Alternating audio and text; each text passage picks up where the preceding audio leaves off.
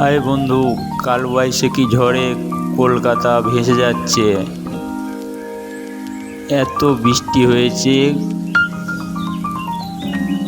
সব জলে ভর্তি হয়ে গিয়েছে।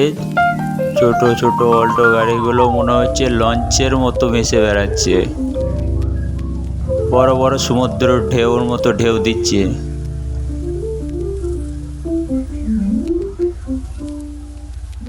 গঙ্গা থেকে মাছও উঠে চলে এসছে।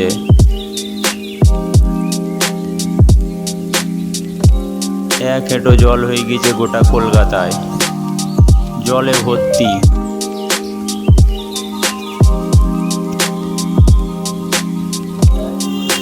এই যে ট্যাক্সিটা মনে হচ্ছে যেন লঞ্চের মতো ভেসে ভেসে চলে যাচ্ছে।